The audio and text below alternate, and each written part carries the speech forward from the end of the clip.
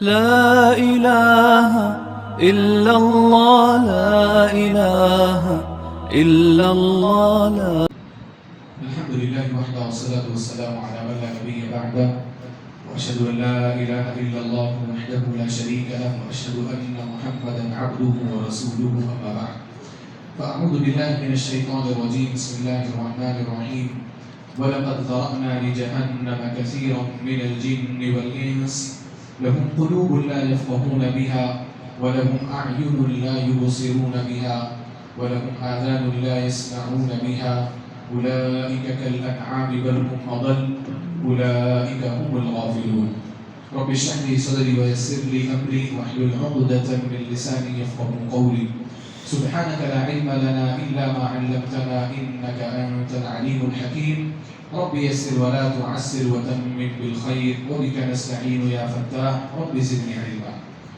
محترم حاضرین کرام خواتین اسلام، ہر طرح کی تعریف و توصیف، حمد و ستائش، کبریائی اور بڑائی، تحمید، تمجید اور تسبیح اللہ رب العالمین وحدہ لا شریک لہ خالق کائنات مالک ارض و سما کے لیے لائق اور زیبا ہے۔ درود و سلام نازل ہو اس دنیا فانی کی طرف بھیجے گئے تمام انبیاء اور رسول پر بالعموم اور بالخصوص ہمارے نبی جناب محمد رسول اللہ صلی اللہ علیہ وسلم پر اللہم صلی وسلم مبارک علیہ۔ حضرات گرامی، ابھی میں نے آپ کے سامنے سورۃ الاعراف کی ایک آیت کی تلاوت کی ہے اور اس آیت کی مناسبت سے آج کے اس درس کا عنوان ہے دلوں کی سختی، اسباب اور علاج۔ حضرات گرامی، اللہ رب العالمین نے انسانی جسم اور روح دونوں کے لیے دل کو انتہائی اہمیت والا بنایا۔ یہ جو دل ہے جسمانی اعتبار سے بھی اس کی اہمیت ہے اور روحانی اعتبار سے بھی اس کی اہمیت ہے۔ جسمانی اعتبار سے اس کی اہمیت اس طور پر ہے کہ پورے جسم کا کاروبار، پورے جسم کا نظام اسی دل سے چلتا ہے۔ دل اگر کسی انسان کا رک گیا، اس کی زندگی رک گئی، اس کی جان رک گئی، وہ میت میں شمار کیا جاتا ہے، وہ مردے میں شمار کیا جاتا ہے۔ اسی وجہ سے میڈیکل فیلڈ میں سب سے زیادہ توجہ اسی آرگن کو دیا جاتا ہے، اسی عضو کو دیا جاتا ہے، اور اس کی حفاظت کے لیے انتہائی اہم اقدامات کی طرف لوگوں کو توجہ دلائی جاتی ہے۔ آپ اپنے دل کا خیال رکھو، جسمانی اعتبار سے یہ کہا جاتا ہے تھوڑا واکنگ کرو، ورک آؤٹ کرو، آپ کا دل جو ہے دھڑکنا چاہیے تیز تیز، اتنا ورک آؤٹ انسان کرتا ہے کہ آپ کے دل میں دھڑکن پیدا ہو، تاکہ آپ کا دل کیا رہے، ہیلدی رہے، صحت مند رہے۔ اور بھی نامعلوم کتنے قسم کی ایکٹیویٹیز اور ورک آؤٹ کے طریقے بتائے جاتے ہیں اپنے دل کو صحیح کرنے کے، کیونکہ پورے جسم کی صحت کا دار و مدار اسی دل پر ہے۔ تو جسمانی اعتبار سے اس کی اہمیت مسلم ہے اور ہم سب اس کا اعتراف کرتے ہیں، لیکن روحانی اعتبار سے بھی اس کی اہمیت ہے، اور ہم میں سے بہت کم لوگ روحانی اعتبار سے دل کی اہمیت کی طرف توجہ کر پاتے ہیں۔ آج کے اس درس میں ہم لوگ روحانی اہمیت کے تعلق سے ہی بات کریں گے، کیونکہ ہمارا جو علم ہے اس کا تعلق کس سے ہے؟ روح سے، جسم سے نہیں۔ جسم کے بارے میں بتانے کے لیے کارڈیالوجی کے جو ڈاکٹرز ہیں وہ آپ کو بتائیں گے، ہاسپٹلس میں آپ کو اس کے تعلق سے انسٹرکشنز دیے جائیں گے، لیکن ہم یہاں پر جو بیٹھ کر کے بات کر رہے ہیں وہ اس علاج کے بارے میں بات کر رہے ہیں جو علاج قرآن کریم اور احادیث کے اندر بیان ہوا ہے، ان بیماریوں اور ان امراض کے بارے میں جن بیماریوں کا تذکرہ قرآن کریم اور احادیث رسول صلی اللہ علیہ وسلم میں کیا گیا ہے۔ دل، جیسا کہ میں نے کہا، انتہائی اہمیت کا حامل ہے۔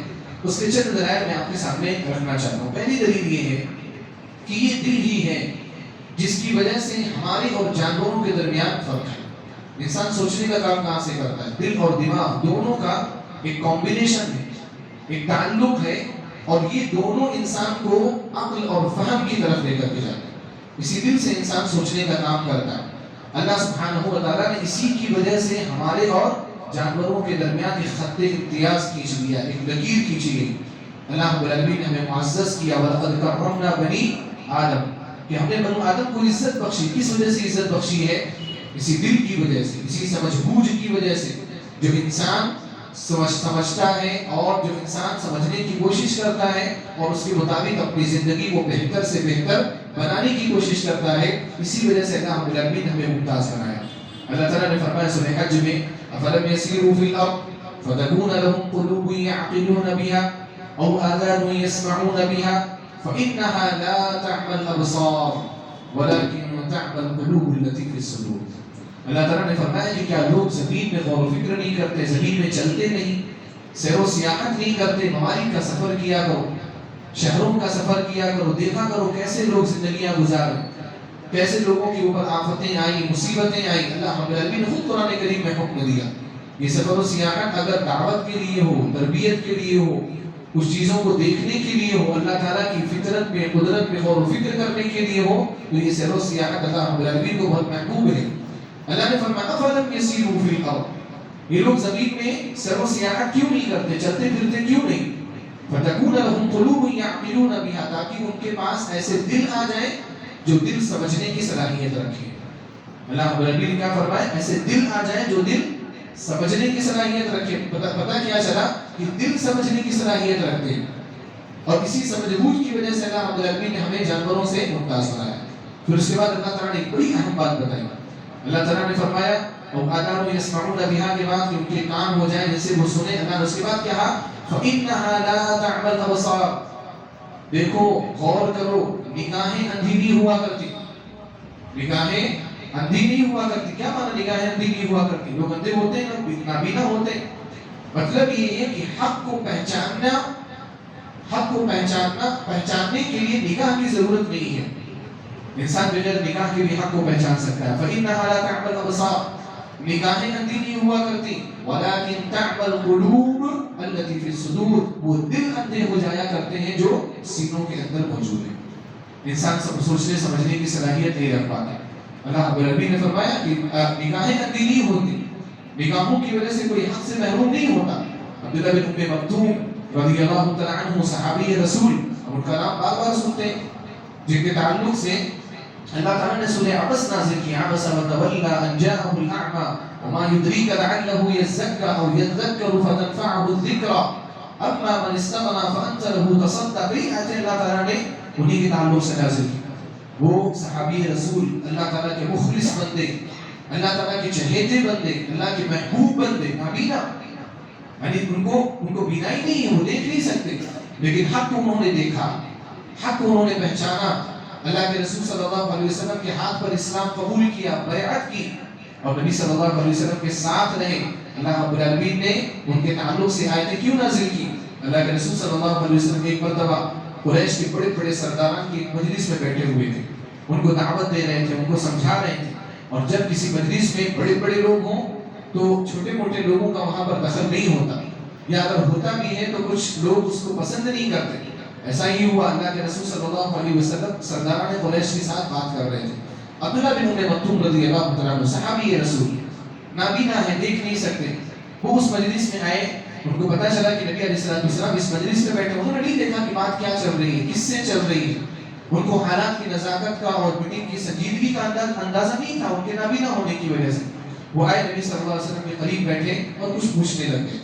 اللہ کے رسول صلی اللہ علیہ وسلم ان کی طرف توجہ نہیں کی، کیونکہ آپ سرداران قریش سے بات کر رہے تھے، اور آپ نے ذاتی مفادات کے لیے ان کو اگنور نہیں کیا، بلکہ اسلام کے لیے تاکہ لوگ اسلام قبول کر لیں۔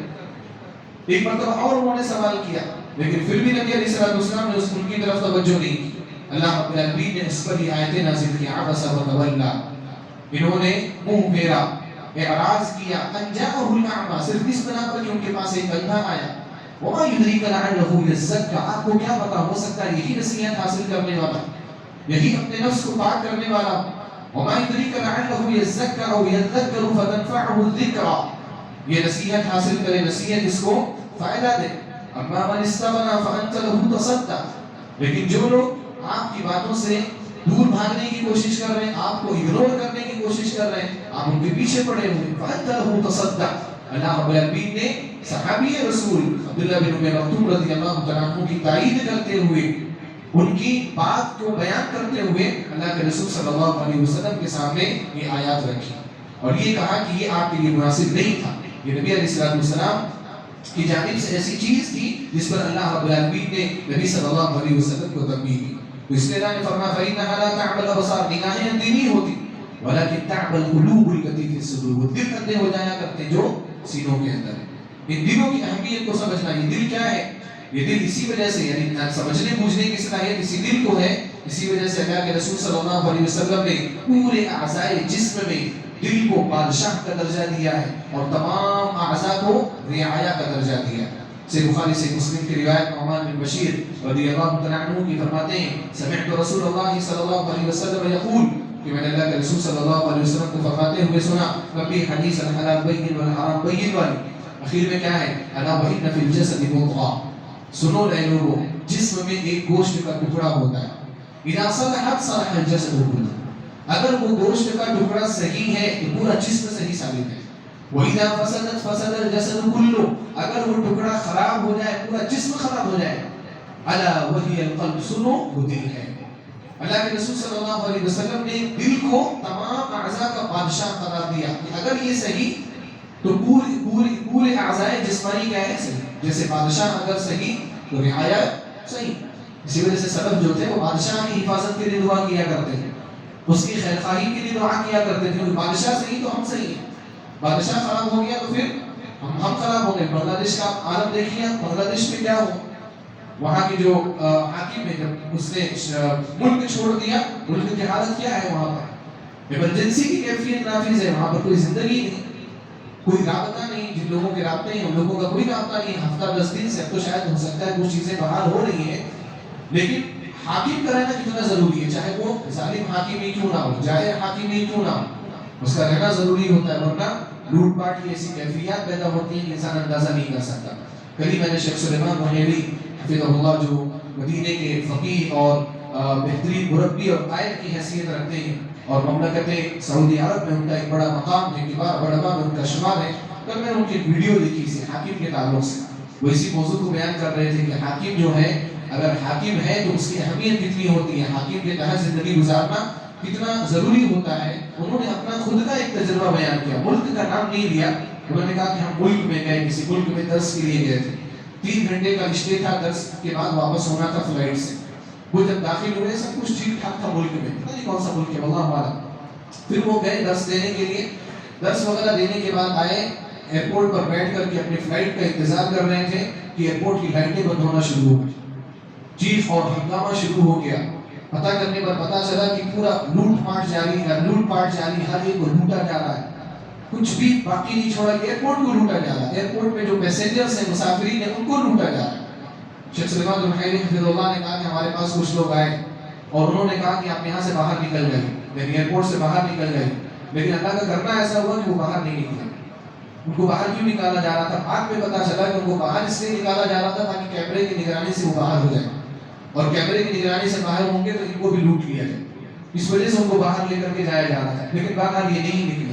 اور جب حالات ایسے خراب ہوئے تو جن لوگوں نے ان کو بلایا تھا درس کے لیے، وہ لوگ کسی طریقے سے ایئرپورٹ کے اندر داخل ہوئے اور شیخ سلیمان رحیلی اور ان کے ساتھ ایک اور شیخ تھے، ان کو اپنی حفاظت میں لے کر کے اپنے گھر میں لے کر کے گئے۔ اس سے پہلے ہوٹل میں ٹھہرے تھے، شیخ کہتے ہیں کہ میں نے پوچھا کہ ہوٹل میں ٹھہرانا تھا نا تو مجھے اپنے گھر پہ لے کے آئے، بولے ہوٹل کہاں ہے، کچھ بھی نہیں ہے، وہاں بھی لوٹ لیا گیا۔ شیخ سلیمان رحیلی حفظہ اللہ کہتے ہیں کہ 3 گھنٹے میں سب کچھ بدل گیا وہاں، ایسے ہی ہوتا ہے۔ اس لیے اللہ کے رسول صلی اللہ علیہ وسلم نے دل کو کیسا مقام دیا؟ بادشاہ کا مقام دیا، اس کی حفاظت ضروری ہے، اس کو صحیح رکھنا ضروری ہے، یہ صحیح رہا تو پورے اعضاء جسمانی صحیح رہیں گے، بادشاہ کے جیسے کہ بادشاہ اگر صحیح رہا، حاکم اگر صحیح رہا تو رعایا صحیح رہتی۔ یہ دل وہ دل ہے جس پر اللہ سبحانہ و تعالیٰ نے قرآن کریم کو اتارا، اسی دل پر اتارا گیا۔ اللہ تعالیٰ نے فرمایا سورۃ الشعراء میں وَإِنَّهُ لَتَنزِيلُ رَبِّ الْعَالَمِينَ نزل به الروح الأمين على قلبك لتكون من المنذرين بلسان عربي مبين۔ اے لوگو یہ قرآن کیا ہے؟ یہ رب العالمین کی جانب سے نازل کردہ ایک کتاب ہے، اس کتاب کو لے کر کون اترے؟ الروح الامین، امانت دار فرشتہ جبریل علیہ السلام۔ کہاں اترے؟ علی قلبک، اے نبی صلی اللہ علیہ وسلم آپ کے دل پر اترے، نبی علیہ السلام کے دل پر قرآن کریم کو اتارا گیا، بلسان عربی مبین، واضح عربی زبان میں اتارا گیا۔ سورۃ بقرہ میں اللہ نے فرمایا قل من كان عدوا لجبريل فإنه نزله على قلبك، اے نبی صلی اللہ علیہ وسلم آپ کہہ دیجئے اگر کوئی جبریل کا دشمن ہے تو وہ سن لے کہ یہ جبریل وہی فرشتے ہیں جو قرآن کریم کو لے کر کے آپ کے دل پر اترے، انہوں نے قرآن کریم کو آپ کے دل پر اتارا ہے۔ اللہ تعالیٰ نے سورۃ فرقان میں فرمایا كذلك لنثبت به فؤادك، ہم نے قرآن کریم کو 23 سالہ مدت میں تھوڑا کر کے کیوں نازل کیا؟ تاکہ ہم آپ کے دل میں اس کو اچھے سے مضبوطی سے بیٹھائیں، پورا جتنی آیتیں میں نے بتائی قرآن کے حوالے سے کہاں اتارا گیا؟ دل میں اتارا گیا، دل میں اس کو مضبوط کیا گیا. یہ دل وہ دل ہے، یہ دل وہ دل ہے جس کے بارے میں اللہ کے رسول صلی اللہ علیہ وسلم نے 3 مرتبہ اس کی طرف اشارہ کرتے ہوئے کہا التقوی ہا ہونا، التقوی ہا ہونا، التقوی ہا ہونا، کہ تقوی یہاں پر ہوتا ہے، تقوی یہاں پر ہوتا ہے. اپنے دل کی حفاظت کرو، یہاں سے تقوی، یہاں سے آپ کی اچھائی نکلتی ہے، یہاں سے آپ کا اسلام نکلتا ہے، یہاں سے آپ کی نمازیں باہر آتی ہیں، دل سے آتی ہیں. دل سے نماز پڑھنے سے نماز نہیں ہوتی، دل سے نماز. ہماری نمازوں میں خشوع خضوع نہیں ہے نا، ہماری نماز پڑھنے کا من نہیں کرتا، وجہ کیا ہے؟ تقوی نہیں ہے اصل. آپ نے 3 مرتبہ اشارہ کر کے کہا التقوی ہا ہونا، التقوی ہا ہونا، التقوی ہا ہونا. تقوی یہاں پر ہوتا ہے، تقوی یہاں پر ہوتا ہے، تقوی یہاں پر ہوتا ہے. یہ دل وہ دل ہے کہ اگر صحیح سالم رہا، محفوظ رہا تو یہ ہمارے لیے کل قیامت کے دن نجات کا ذریعہ بنے گا. اور اگر یہ دل محفوظ نہیں رہا، اس کی ہم نے آج حفاظت نہیں کی، تو پھر کسی نجات کی امید رکھنا ہمارے لیے بیسود ہے. اللہ تعالیٰ نے حضرت ابراہیم علیہ السلام کی دعاؤں کا تذکرہ کیا سورۃ الشعراء میں. حضرت ابراہیم علیہ السلام دعا کر رہے ہیں اللہ سے وَلَا تُخْزِنِي يَوْمَ يُبْعَثُونَ يَوْمَ لَا يَنفَعُ مَالٌ وَلَا بَنُونَ إِلَّا مَنْ أَتَى اللَّهَ بِقَلْبٍ سَلِيمٍ. اے اللہ تو اس دن مجھے رسوا مت کرنا جس دن سارے لوگوں کو اٹھایا جائے گا، جس دن قیامت برپا کی جائے گی، جس دن حشر کیا جائے گا سب کا. لا تخزنی، اے اللہ تو اس دن مجھے رسوا مت کرنا، کیونکہ وہ دن کیا ہوگا؟ یوم لا ينفع مال ولا بنون. اس دن نہ کسی کے مال کام آئے گا، نہ کسی کے اولاد اس کے کام آئے گا. الا من اتى الله بقلب سلیم، سوائے وہ شخص جو اللہ تعالیٰ کے پاس قلب سلیم لے کر کے حاضر ہوا ہو، محفوظ دل لے کر کے حاضر ہوا ہو، شرک سے پاک، کفر سے پاک، نفاق سے پاک، اور حقد سے، کینہ سے پاک، نفرتوں سے پاک، غیبتوں سے پاک، اور بھی دنیا کی جو مختلف قسم کی روحانی دلی بیماریاں، ان تمام بیماریوں سے پاک دل لے کر کے جو حاضر ہوگا وہ اللہ تعالیٰ کے یہاں سرخرو ہوگا، وہ اللہ تعالیٰ کے یہاں کامیاب ہوگا. میرے بھائی اور دوستوں، یہ دل ہے اور یہ اہمیت ہے دل. لیکن افسوس کی بات یہ ہے کہ آج ہم اگر ہمارا دل تھوڑا سا تیز دھڑکنے لگے، یعنی جسمانی اعتبار سے اگر دل میں کوئی تکلیف ہو جائے، فوراً بھاگے بھاگے ڈاکٹر کے پاس پہنچتے ہیں، فوراً ہم اپنا علاج کرانے کی کوشش کرتے ہیں، فوراً دوائی لینے کی کوشش کرتے ہیں، فوراً دل کو چیک کیا جاتا ہے، اس کا ہارٹ ریٹ کیا چل رہا ہے، پلس کیا چل رہا ہے، پوری چیزیں. اگر آپریشن کی ضرورت پڑے آپریشن کراتے ہیں، ہاسپٹل میں 10 دن رہیں گے، مہینہ رہیں گے، سالوں ہاسپٹلز کے چکر لگائیں گے، سب چیزیں ہمیں منظور ہیں. لیکن روحانی طور پر اگر ہمارا دل بیمار ہے تو اس کی حفاظت کی فکر ذرہ برابر بھی ہمیں نہیں. اور یہی وہ کامن اور جنرل وجہ ہے جس کی بنا پر ہمارے دلوں پر سختی پیدا ہوئی ہے. ہمارے دل سخت کیوں ہوتے ہیں؟ اسی بنا پر ہماری توجہ نہیں اس چیز کی طرف. ابھی ہم فٹ فاٹ بیٹھے ہیں نا الحمدللہ. کیوں بیٹھے ہیں؟ کیونکہ کیا ہمیں بخار نہیں آتا؟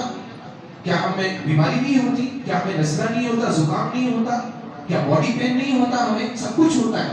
لیکن ہم کیا کرتے ہیں؟ فوراً جا کر کے ڈاکٹر کے پاس سے دوا لے کر کے آتے ہیں، کھاتے ہیں، دودھ لیتے ہیں، فروٹس لیتے ہیں، جوس لیتے ہیں، سب ڈاکٹر کے بتائے ہوئے طریقے کے مطابق، تاکہ یہ بیماری کیا ہو جائے؟ ختم ہو جائے. لیکن دل بیمار ہے، اس کی حفاظت اور اس کی عیادت اور اس کی تیمارداری کے لیے ہم کیا کرتے ہیں؟ کچھ بھی نہیں کرتے. ہمیں اگر بلایا جاتا ہے جمعے کے خطبے میں کہ حاضر ہو جاؤ، آپ کے دل کا روحانی علاج کیا جا رہا ہے، ہم جمعے کے خطبے میں بھی حاضر نہیں ہوتے. آخری وقت میں آئیں گے، 2 رکعت پڑھ کر کے سرپٹ نکل جائیں گے. اور بہانے، بہت سارے بہانے ہیں. آفس کا بہانہ ہے، بہت بڑا بہانہ ہے آفس کا. بندہ کچھ کہہ بھی نہیں سکتا، کسی کے معاش کا مسئلہ ہے، کسی کی روزی روٹی کا مسئلہ ہے، کیسے بول دیں کہ آپ آفس چھوڑ کر کے آ جاؤ. لیکن یہ آپ کو سوچنا ہے، ہم نہیں بول سکتے. یہ آپ کو سوچنا ہے کہ ٹھیک ہے آپ پیسہ کما لیں گے، آپ 1 گھنٹہ جو نہیں دے سکتے آپ پیسہ کما لیں گے، لیکن آپ کے دل کی حالت کیا ہوگی؟ مرنا تو ہے نا، مریں گے، آپ بھی مروں گا میں بھی، سب مر گئے. جب مرنے سے انبیاء کرام مستثنا نہیں ہے تو ہم اور آپ کیسے مستثنا ہو سکتے ہیں؟ مرنے کے بعد کیا ہوگا؟ یہ 1 گھنٹہ جو ہم نہیں نکال پاتے، یہ آدھے گھنٹے ہم جو نہیں نکال پاتے، کیا اللہ رب العالمین اس کے بارے میں نہیں پوچھ سکتا؟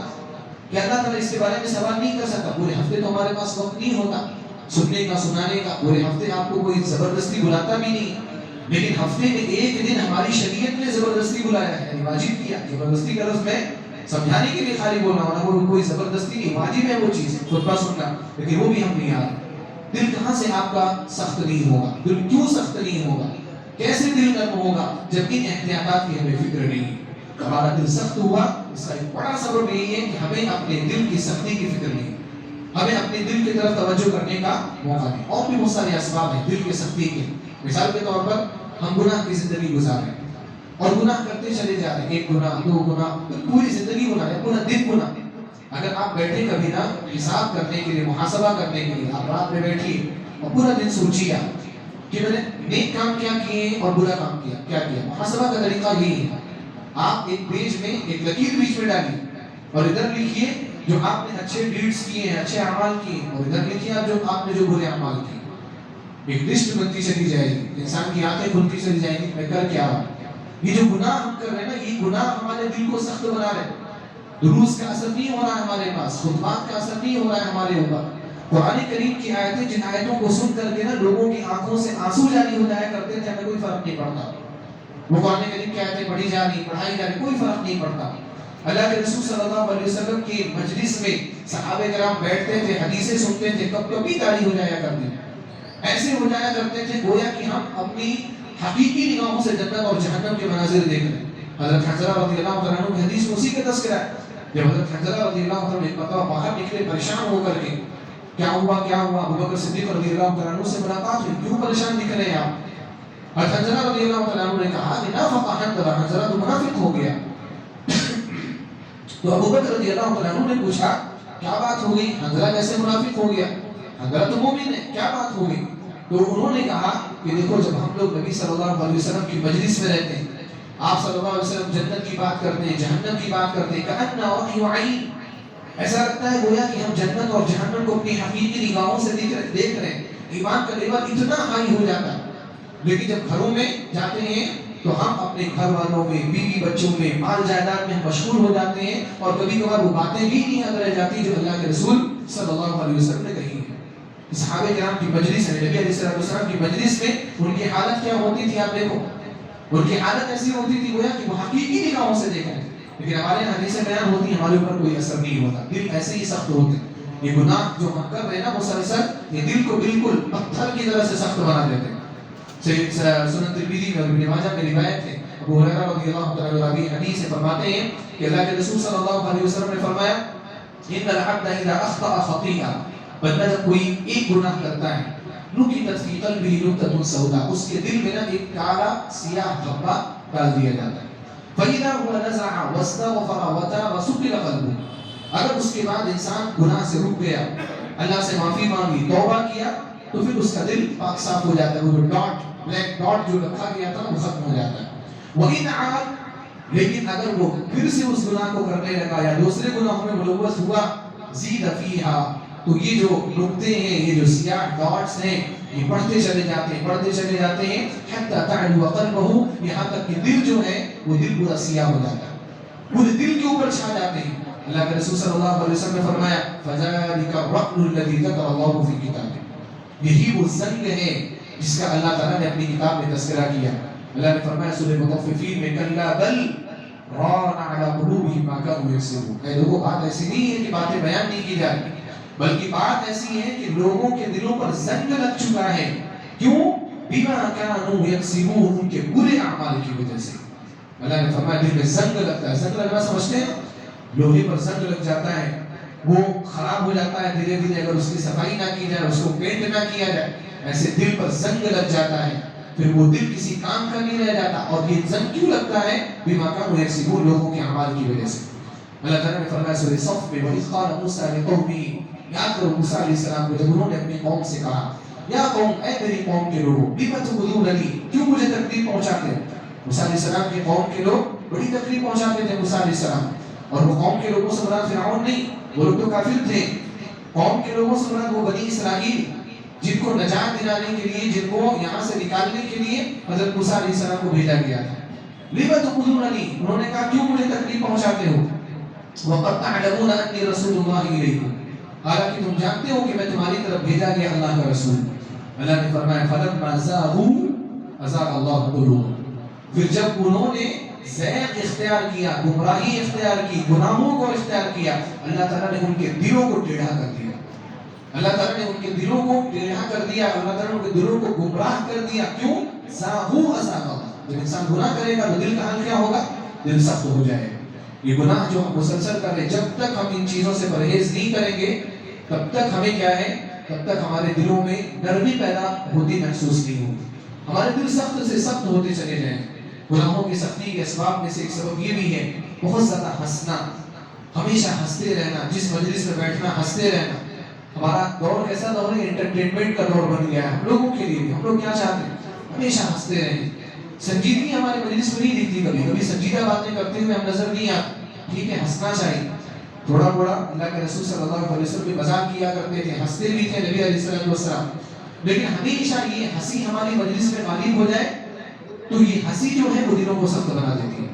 سنن ترمذی میں اور سنن ابن ماجہ میں یہ روایت ہے، ابو ہریرہ رضی اللہ عنہ عنہ راوی حدیث ہے، فرماتے ہیں کہ اللہ کے رسول صلی اللہ علیہ وسلم نے فرمایا لا تكثروا الضحك فإن كثرة الضحك تميت القلوب. زیادہ ہنسا مت کرو کیونکہ زیادہ ہنسنا یہ دلوں کو مردہ کر دیتا ہے، دل سخت ہو جاتا ہے، پھر کچھ بھی اثر نہیں کرے گا. ہمارے یہاں دیکھو آج کل ہر شخص کامیڈی کے چکر میں پڑا ہوا ہے، کامیڈی شوز دیکھے جا رہے ہیں اور مختلف قسم کی کامیڈی لوگ کر بھی رہے ہیں، بنا بھی رہے ہیں. جب سے موبائل کا دور آیا، جب سے ریلز وغیرہ کا دور آیا، ہر چیز میں کامیڈی ڈال دی گئی، ہر چیز میں. حتیٰ کہ اب لوگ بیانات میں بھی کامیڈی تلاش کرتے ہیں. اگر بیانات میں تقریروں میں کامیڈی نہ ہونا تو لوگ سننے نہیں آتے. لیکن میں اگر کامیڈی کرنے لگوں تو دیکھنا کہ مسجد کا جگہ نہیں رہے گی، وہاں تک لوگ بیٹھے رہیں گے. اگر میں لطیفے اور چٹکلے سنانے لگوں تو لوگ چٹکلے سنتے ہیں. صحیح بات، سنجیدہ بات نہیں سن رہے ہیں. کیا اللہ کے رسول صلی اللہ علیہ وسلم کی مجلس میں چٹکلے ہوتے تھے؟ کیا لطیفے آپ صلی اللہ علیہ وسلم سنایا کرتے تھے؟ ہاں، کبھی کبھار کچھ بات ایسی اگر آ گئی جو سنجیدہ بات بھی ہے اور اس کے اندر ہنسی کا بھی کوئی پہلو ہے تو کوئی حرج کی بات نہیں. لیکن آپ کی پوری تقریر اسی پر چلتی رہے، ہنسنے اور ہنسانے پر چلتی رہے، پھر کوئی فائدہ نہیں ہے. پھر آپ تقریر کرتے چلے جاؤ اور لوگ سنتے چلے جائیں گے لیکن کچھ حاصل نہیں ہوگا. حاصل کیسے ہوگا؟ ان تقریروں، ان خطابات سے جو نبی علیہ السلام کرتے تھے. اللہ کے رسول صلی اللہ علیہ وسلم خطبہ دیتے تھے تو نبی علیہ السلام کے بارے میں فرمایا کان اذا خطب احمرت عیناه وعلى صوته واشتد غضبه. آپ کی آنکھیں سرخ ہو جاتی تھی، آپ کی آواز بلند ہو جاتی تھی، آپ کا غصہ سخت ہو جاتا تھا. نبی علیہ السلام ایسے خطبہ دیتے تھے كأنه منذر جيش يقول صبحكم ومساكم. گویا کہ نبی علیہ السلام کسی لشکر کے آنے کے بارے میں ڈرا رہے کہ کوئی لشکر تمہارے اوپر حملہ کرنے والا، صبح کو حملہ کرے گا، شام کو حملہ کرے گا. ایسے نبی علیہ السلام کے خطابات ہوا کرتے ہیں. آج ہم چٹکلے سن رہے ہیں. اب یہ ہنسنا ہنسانا ہمارے دلوں کو مردہ کرے گا. مسجد میں آپ بیٹھے رہیں گے، بظاہر قرآن اور حدیث کی باتیں سنیں گے لیکن لطیفہ سننے کے جب ذہن ہوگا کوئی فائدہ نہیں. آپ جس حالت میں آئے ہوں گے اسی حالت میں، اس سے بدتر حالت میں آپ مجلس سے واپس آ رہے ہوں گے کیونکہ آپ کا دل ہنسنے کی وجہ سے اور زیادہ کیا ہو گیا ہوگا؟ سخت ہو گیا ہوگا. یہ ہمارے دل سخت کیوں ہو رہے ہیں؟ اس وجہ سے بھی سخت ہو رہے ہیں کہ ہم نے اللہ رب العالمین سے کیے ہوئے بہت سارے وعدوں کو توڑ دیا. ہم نے اللہ تعالیٰ سے وعدہ کیا تھا کہ اللہ تو ہی میرا رب ہے، تو ہی معبود ہے. کہاں تک ہم اس وعدے پر قائم ہیں؟ شرک کے مظاہر آپ سینکڑوں آپ اپنے شہروں میں دیکھ سکتے ہیں. اللہ تعالیٰ سے ہم نے وعدہ کیا ہے کہ ہم نماز روزے کے پابند رہیں گے. وعدہ کیا ہے کہ نہیں کیا؟ کہیں گے کہاں کیا؟ کیا ہے بھائی. آپ نے لا الہ الا اللہ کہا کہ نہیں؟ اشہدو ان لا الہ الا اللہ واشہدو ان محمد رسول اللہ پڑھا ہے کہ نہیں پڑھا ہے؟ اگر آپ نے یہ کلمہ پڑھا ہے تو یہ وعدہ ہے جو آپ نے کس سے کیا؟ اللہ تعالیٰ سے کہ اے اللہ تیرے علاوہ کوئی معبود نہیں، میں تیری عبادت کروں گا اور محمد صلی اللہ علیہ وسلم اللہ کے رسول ہیں. آپ نے وعدہ کیا لیکن کیا ہم اس وعدے پر قائم ہیں؟ نماز روزے پر قائم ہیں؟ کبھی کبھار انسان دعائیں کرتا ہے، کوئی انسان پریشانی میں آتا ہے تو دعائیں کرتا ہے، دعائیں میں رو کر کے اللہ تعالیٰ سے کہتا ہے اے اللہ تو اس حالت کو ٹھیک کر دے، اب سے میں نمازیں کبھی نہیں چھوڑوں گا، اب سے میں ہمیشہ صدقہ کروں گا، زکات دوں گا، ساری اچھائیاں کروں گا. لیکن جب اس کی حالت ٹھیک ہوتی ہے پھر مشرکین مکہ کی طرح سے برائیوں کی طرف واپس ہو جاتا ہے. کیا ہوا وعدہ بھول گیا. وعدہ جب توڑنے کی عادت بن جائے گی نا، دل سخت ہو جائے گا. دیکھیں یہودیوں کے ساتھ ایسا ہی ہوا. سورہ مائدہ میں اللہ تعالیٰ نے فرمایا فَبِمَا نَقْضِهِمْ مِيثَاقَهُمْ لَعَنَّاهُمْ وَجَعَلْنَا قُلُوبَهُمْ قَاسِيَةً. انہوں نے اللہ تعالیٰ سے کیے ہوئے وعدوں کو توڑا تو اس کی وجہ سے ہم نے ان کے اوپر لعنت نازل فرمائی اور ہم نے ان کے دلوں کو سخت بنا دیا. کتنے وعدے توڑے انہوں نے؟ بہت سارے. بنو اسرائیل نے بہت وعدے توڑے. اللہ تعالیٰ نے بہت میثاق ان سے لیا، جس کا تذکرہ میں یہاں پر نہیں کر سکتا اس مختصر سے درس میں. انہوں نے سارے وعدے توڑے. اللہ تعالیٰ نے ان کے دلوں کو کیا کیا؟ سخت کیا. موسیٰ علیہ السلام بیچارے تھک گئے، ان کو سمجھاتے نہیں سمجھے. 40 سال تک میدان تیہ میں سفر کرتے کرتے موسیٰ علیہ السلام بھی چلے گئے. ان کے بھائی حضرت ہارون علیہ السلام کی بھی وفات ہو گئی. پھر اس کے بعد یوشع بن نون علیہ السلام کے زمانے میں وہ لوگ میدان تیہ سے باہر نکلے. سمجھے نہیں کیونکہ ان کے دل سخت ہو چکے تھے. دل اس وجہ سے بھی سخت ہوتے ہیں کہ ہم لوگ جو ہے اللہ تعالیٰ کی نشانیاں آنے کے باوجود نصیحت حاصل کرنے کے لیے تیار نہیں ہوتے. اللہ تعالیٰ مختلف اوقات میں نشانیاں بھیجتا رہتا ہے. کیوں بھیجتا ہے؟ تاکہ ان کو دیکھ کر کے آپ اللہ تعالیٰ کی طرف لوٹو. کبھی زلزلے آتے ہیں، اللہ ہم سب کی حفاظت کرے، ہمارے شہر کی، ملک کی اور پوری دنیا کی اللہ تعالیٰ حفاظت کرے ان آفات سے. زلزلے آ جاتے ہیں، سیلاب آ جاتے ہیں، طوفان آ جاتے ہیں، بستی کی بستی برباد ہو جاتی ہے، تباہ ہو جاتے ہیں لوگوں نے زندگی بھر جو کچھ بنایا ہوتا ہے سب زیرو ہو جاتا ہے چند سیکنڈز کے اندر. اللہ رب العالمین نشانیاں کیوں دکھاتا ہے؟ اللہ تعالیٰ اس لیے دکھاتا ہے کہ تم اللہ تعالیٰ کی طرف رجوع کرو. لیکن اس کے باوجود جب انسان رجوع نہیں کرتا تو دل سخت ہو جاتا ہے. موسیٰ علیہ السلام کی قوم کے ساتھ ایسا ہی ہوا. موسیٰ علیہ السلام کی قوم کو تو بہت معجزات دکھائے، کتنے بڑے بڑے معجزات. آپ دیکھو موسیٰ علیہ السلام کو ایسا معجزہ دکھایا گیا کہ موسیٰ علیہ السلام نے ایک مرتبہ پانی پر لاٹھی مارا تو وہ پتھر بن گیا، اور ایک مرتبہ پتھر پر لاٹھی ماری تو وہ پانی بن گیا. یعنی کیسا خلاف فطرت چیز. جب بنو اسرائیل کو لے کر کے جا رہے تھے نا مصر سے، تو سامنے دریائے دجلہ آ گیا، تو وہاں پر اللہ رب العالمین نے حکم دیا کہ اس پانی پر لاٹھی مارو. جب انہوں نے لاٹھی ماری تو وہ پانی کیا بن گیا؟ پتھر. راستہ بن گیا، ادھر ادھر پتھر ہو گئے، راستہ بن گیا، نکل گئے. اور پھر وہی جب میدان تین میں جب پانی پینے کے لیے کچھ بھی نہیں مل رہا تھا، بھوکے پیاسے گھوم رہے تھے، تو پانی کے لیے اللہ تعالیٰ نے کیا کہا؟ یہ پتھر ہے، اس پتھر پر لاٹھی مارو. انہوں نے لاٹھی ماری موسیٰ علیہ السلام نے، اور اس پتھر سے اللہ تعالیٰ نے 12 چشمے بہا دیے. اپنی آنکھوں سے اگر کوئی شخص یہ منظر دیکھے تو کیا اس کے لیے ناصب نہیں ہو جاتا کہ پوری زندگی اللہ تعالیٰ کے لیے وقف کر دے اور ایک لمحے کے لیے بھی اس کے یہاں شک اور شبہ پیدا نہ ہو؟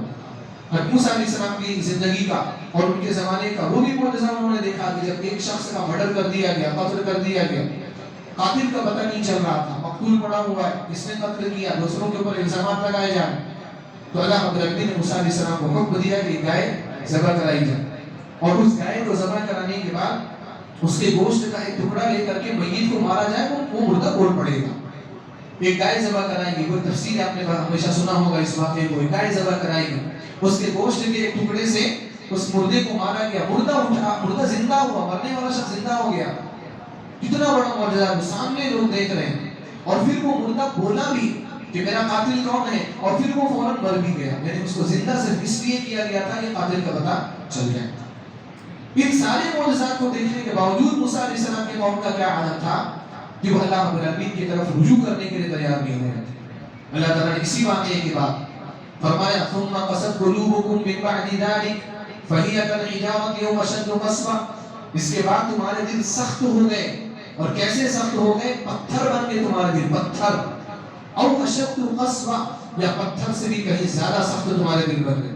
کیسے بن گئے؟ کیونکہ وَإِنَّ مِنَ الْحِجَارَةِ لَمَا يَتَفَجَّرُ مِنْهُ الْأَنْهَارُ. تمہیں رونا نہیں آتا؟ کچھ پتھر ایسے ہیں کہ جن کے اندر سے نہریں جاری ہو جایا کرتی ہیں، چشمے پھوٹ پڑتے ہیں. وَإِنَّ مِنَ الْحِجَارَةِ لَمَا يَتَفَجَّرُ مِنْهُ الْأَنْهَارُ وَإِنَّ مِنْهَا لَمَا يَشَّقَّقُ فَيَخْرُجُ مِنْهُ الْمَاءُ. اور کچھ پتھر پھٹ جاتے ہیں اور اس سے پانی نکل پڑتا ہے. وَإِنَّ مِنْهَا لَمَا يَهْبِطُ مِنْ خَشْيَةِ اللَّهِ. کچھ پتھر ایسے ہیں جو اپنی جگہ پر رہتے ہیں لیکن اللہ رب العالمین کے ڈر کی وجہ سے وہ پتھر گر جاتے ہیں. ہمیں لگتا ہے کہ نیچے کوئی پتھر کھسک گیا، وہ پتھر گر گیا، وہ بھی ایک وجہ بن سکتی ہے. لیکن اللہ رب العالمین نے کہا کہ کچھ پتھر اللہ تعالیٰ کے خوف سے، بڑے بڑے پتھر کبھی کبھار گر جاتے ہیں، راستوں پر آ جاتے ہیں، اور ان کو دیکھتے ہیں لوگ جو انجینئرز ہوتے ہیں، دیکھتے ہیں اور سمجھتے ہیں کہ پتھر گرنے والا نہیں ہے، لیکن لینڈ سلائڈنگ ہوتی ہے، وہ پتھر کے نیچے آ کر کے گر جاتا ہے. کیوں گرا ہمیں نہیں معلوم، ہو سکتا ہے کہ وہ پتھر اللہ تعالیٰ کی خشیت سے گرا ہو. وَإِنَّ مِنْهَا لَمَا يَهْبِطُ مِنْ خَشْيَةِ اللَّهِ. پتھر ان کے اندر تغیر پیدا ہو رہا ہے، تبدیلی پیدا ہو رہی ہے، لیکن انسانوں کے دلوں کے اندر پیدا نہیں ہو. اللہ کی نشانیاں دیکھنے کے بعد جب ایسا ہوتا ہے نا تو پھر کبھی بھی سدھر نہیں سکتا انسان، کبھی دل موم نہیں ہو سکتا. اللہ تعالیٰ نے ہمیں ابھی 2-4 سال پہلے کتنی بڑی نشانی دکھائی، کتنی بڑی نشانی کووڈ-19 کی شکل میں، جب لوگوں کی جانیں ان کی حالت میں آ چکی تھی. میں آج مرا کہ کل مرا، اس کیفیت سے لوگ جوجھ رہے تھے. لوگوں کی موتوں کی خبریں سننے میں آ رہی تھی، فلاں مر گیا، فلاں چلا گیا، فلاں بیمار ہو گیا، سانس لینے میں اس کو تکلیف ہے، ڈر، دہشت. کیسا عالم تھا دہشت کا، باہر نہیں نکل پاتا تھا انسان، لگتا تھا قیامت برپا ہو گئی. سارے لوگ اپنے گھروں میں ویسے گھس گئے تھے جیسے سانپ اپنے بل میں گھس جاتا. سارے لوگ ویسے تھے. کیسا عالم تھا، کیسا منظر تھا. ہم نے اور آپ نے سب نے دیکھا، پوری دنیا میں یہ عالم تھا. کوئی ملک میں نہیں تھا، چند ایک ممالک شاید بچے ہوئے تھے، ورنہ پوری دنیا کے اندر یہ عالم تھا. لیکن اور کووڈ-19 کے درمیان ایسا لگ رہا تھا کہ شاید جیسے کووڈ-19 ختم ہوگا، مسجدیں کھلیں گی تو مسجدوں میں اتنی جگہیں، اتنی زیادہ تعداد ہو جائے گی کہ مسجد کا ایکسٹینشن کرنا پڑ جائے گا. ایسا لگ رہا تھا کہ لوگ اللہ تعالیٰ سے ڈر جائیں، اللہ تعالیٰ کی طرف مائل ہو جائیں. لیکن افسوس دیکھو اب ہوا کیا، اس کی الٹا نظر آ رہا ہے. بلکہ کووڈ-19 کے بعد بہت زیادہ لوگ غافل نظر آ رہے ہیں. یعنی موت کا منظر اپنے آنکھوں کے سامنے دیکھنے کے باوجود لوگوں کی حالت ایسی ہو گئی کہ ان کو ان چیزوں سے ڈر ہی نہیں لگتا.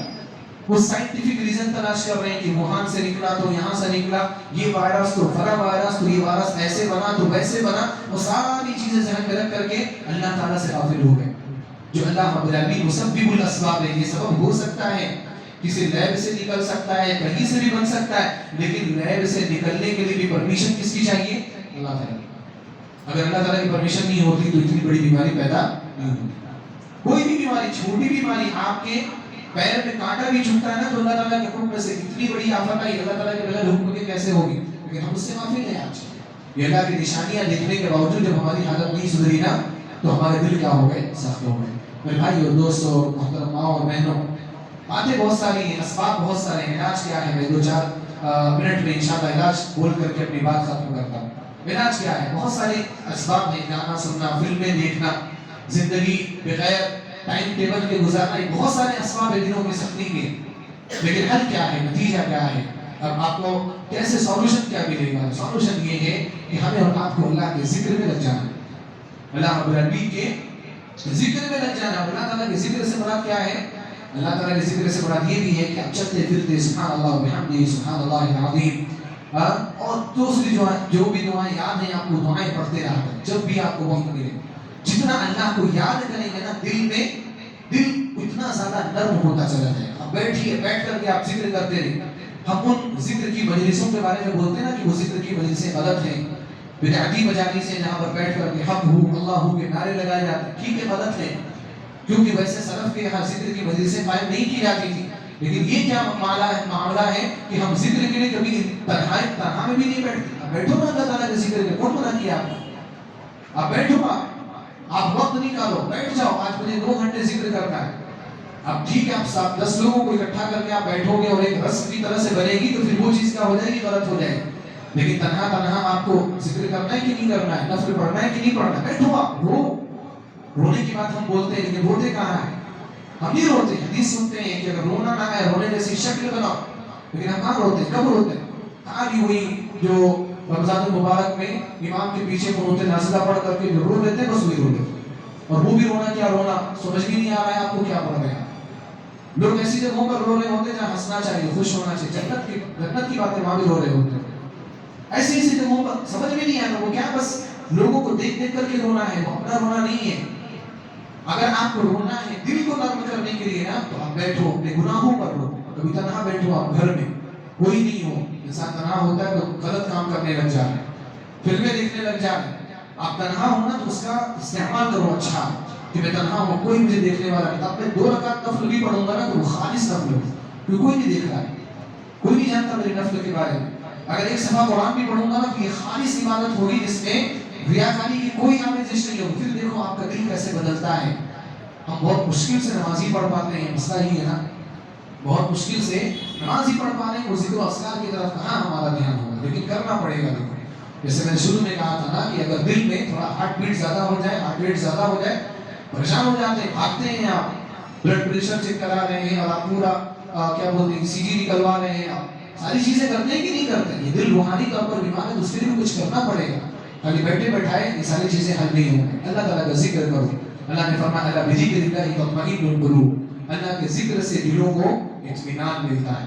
اسی طریقے سے دلوں کو نرم کرنا ہے. دروس میں بیٹھیے، دروس میں وقت نکالیے. کہیں بھی کوئی درس ہو رہا ہے، اچھا ٹاپک ہے، بیان کرنے والے اچھے ہیں جن کی ہم بات سن سکتے ہیں، بیٹھنا. کبھی نہیں بھی سن سکتے، بیان کرنے کا انداز ہر ایک کا اچھا نہیں ہو سکتا، لیکن پھر بھی بیٹھنا ہے اپنے آپ کو.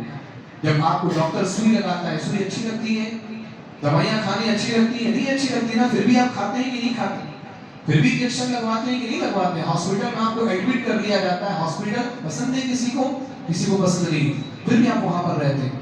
تو یہ کڑوا گھونٹ سمجھ کر کے پی لو. آپ یہاں بیٹھو گے نا تو شیطان آپ کو اپیل کرے گا، چلو کہاں بیٹھے ہو، چلیں گے تھوڑا چائے پئیں گے اور تھوڑا مستی کریں گے، بہت ساری باتیں ذہن میں لاتا ہے. آپ چلے جائیں گے لیکن نقصان کس کا ہوگا؟ آپ کا ہوگا. فائدہ نہیں ہوگا آپ کا نقصان ہوگا. علم کے لیے صبر چاہیے، اپنے آپ کو بیٹھانا پڑتا ہے. جو مدرسے میں جو طلبہ پڑھتے ہیں، ہم لوگ بھی پڑھے 10 سال 15 سال تو بلکہ میں کلاسز میں پڑھا.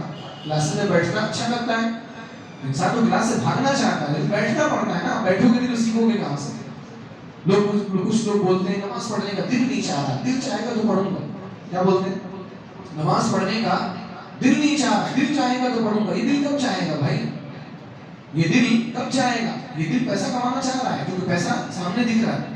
آپ بزنس کرنے, اپنی دکان کھولنے کے لیے چلے جا رہے ہیں, بخار ہے تب بھی پہنچ جا رہے ہیں, طبیعت خراب ہے تب بھی پہنچ جا رہے ہیں. وہاں پر دل کیسے چاہ رہا ہے, یہاں پر دل کیوں نہیں چاہ رہا؟ کیونکہ آپ وہاں پر اپنے دل کو منانا جانتے ہیں, یہاں پر دل کو منانا نہیں جانتے. دل نہیں چاہتا اپنی اچھائی اور فائدے کی باتیں, دل نہیں چاہتا. آپ کو نماز میں حاضر کرنا پڑے گا تب آپ کا نماز میں من لگے گا. آپ باہر سے اپنے گھر میں بیٹھے بیٹھے بولو گے, فون پہ بولو گے نہیں دل نہیں چاہ رہا ہے, تو کبھی بھی دل نہیں چاہے گا. شیطان آپ کو چاہنے ہی نہیں دے گا, آپ کا پیر دبائے گا, آپ کو 10 کام یاد دلائے گا. اس لیے ہمیں دروس میں شرکت کر کے وقت نکالنا ہے اور صبر کرتے ہوئے ان چیزوں میں آگے بڑھنا ہے. یہ دروس میں کیا ذکر کی جاتی ہے؟ قرآن کریم کی آیتیں جن کے بارے میں اللہ تعالیٰ نے فرمایا انما المؤمنون الذين اذا ذكر الله وجلت قلوبهم. مومنوں کے سامنے جب اللہ تعالیٰ کا ذکر کیا جاتا ہے ان کے دل ڈر جاتے ہیں, خوف پیدا ہوتا ہے. خوف پیدا ہوگا تو دل نرم ہوگا. وَإِذَا تُلِيَتْ عَلَيْهِمْ آيَاتُهُ زَادَتْهُمْ إِيمَانًا. جب اللہ تعالیٰ کی آیتیں ان کے سامنے پڑھی جاتی ہیں تو یہ آیتیں ان کے ایمان میں اضافہ کرتی ہیں. دروس میں کیا رہتے ہیں؟ احادیث رہتی ہے, واقعات رہتے ہیں سلف کے, اور احادیث نرم کرنے والی احادیث. جو حدیثیں ہیں جو سنائی جا رہی یہ کیا دلوں کو نرم کرنے والی حدیثیں نہیں ہیں؟ احادیث اور رقاق دلوں کو نرم کرنے والی حدیثیں چیپٹر محدثین اپنی کتابوں میں قائم کرتے ہیں. کتاب الرقاق امام بخاری رحمہ اللہ نے اپنے صحیح بخاری میں چیپٹر قائم کیا. ایسی ایسی حدیثیں آپ پڑھتے چلے جائیے, دل کو نرم کریں. تقویٰ, ڈر, خوف, فضیلت, ان ساری چیزوں کے تعلق سے حدیثیں بلکہ آپ سنتے رہتے ہیں ان کو, وہ دل کو نرم کرنے والی حدیثیں. تو دروس میں قرآن کریم کی آیات, حدیثیں, یہ ساری چیزیں آپ کو سننے کو ملتی ہیں. آپ کا دل نرم ہوگا اور دل کو نرم کرنا چاہتے ہیں کبھی قبروں کی اور قبرستان کی زیارت بھی کر لیا. اور پھر میں وہی بات کہوں گا کہ ہم لوگوں کے یہاں افراط اور تفریط پایا جا رہا ہے. کچھ افراط یعنی ایکسٹریم لیول پہ کچھ لوگ قبر کی زیارت کر رہے ہیں. ہر جمعہ, عید, 15 شعبان, اور ہم لوگ اس کو کیا بول رہے ہیں؟ بدعت ہے. ٹھیک ہے, وہ صحیح ہے, بدعت ہے, میں مانتا ہوں, لیکن ہم کب جا رہے ہیں قبرستان کی زیارت کرنے؟ ہم کب جا رہے ہیں؟ ٹھیک ہے نا, ان دنوں میں نہیں جانا نا, مخصوص ایام میں, لیکن دوسرے ایام میں تو جانا ہے نا.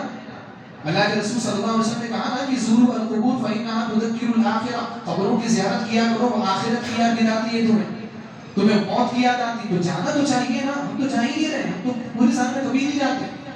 کسی کی وفات ہو گئی تو تدفین کے لیے قبرستان پہنچ گئے تو پہنچ گئے, ورنہ وہ بھی نہیں پہنچے. بزی ہو گئے, کہیں کوئی کام آ گیا نا, تو کسی کی تدفین پہ بھی نہیں پہنچے. قبر کی زیارت نہیں, کوئی مرا نہیں تو ہم قبر کی زیارت نہیں کریں.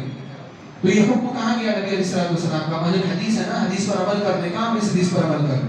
ٹھیک ہے, ہم نے دوسروں پر فتویٰ لگا دیا بدعت ہے, بدعت ہے, ٹھیک ہے, اچھی بات ہے, میں نہیں کہہ رہا ہوں کہ وہ بدعت نہیں ہے, وہ بدعت ہے, لیکن بدعت کے بالمقابل سنت کو بھی تو ظاہر کرنا ہے نا. آپ سنت کو ظاہر کریں, اور یہ سنت ہم ظاہر نہیں کرتے تبھی بدعتیں پیدا ہوتی ہیں. آپ جانے لوگوں اور کچھ ایسے لوگوں کو جو یہ بدعت کرتے ہیں نا, 15 شعبان کو, جمعہ کو بالخصوص جاتے ہیں, آپ ان کو جمعات کو پکڑ کے لے کے چلے جائیں. آپ ان کو 4 شنبے کو پکڑ کے لے کے چلے جاؤ, وہ اگر 4 شنبے کو گیا تو جمعہ کو نہیں جائے گا. ابھی 2 دن پہلے تو نہیں گیا تھا. سنت آئی تو بدعت ختم ہو جائے گی. ہمارے سنت ہی نہیں ہے. اہل حدیثوں کے یہاں, ہمارے یہاں ہی بڑا مسئلہ ہے کہ ہم کچھ نہیں کر رہے, دوسروں پر حکم بہت لگا. مثال کے طور پر ایک اور مثال دوں گا کہ فرض نماز کے بعد اجتماعی دعا بدعت ہے.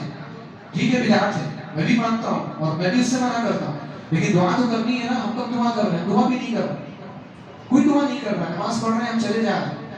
آپ فرض نماز کے بعد انفرادی دعا تو کر سکتے ہیں نا, انفرادی دعا کی اجازت علماء نے دی. سنت پڑھنے کے بعد دعا کر سکتے ہیں نا. اذان اور اقامت کے درمیان دعا کر سکتے ہیں کہ نہیں کر سکتے؟ اذان اور اقامت کے درمیان دعا رد نہیں کی جاتی.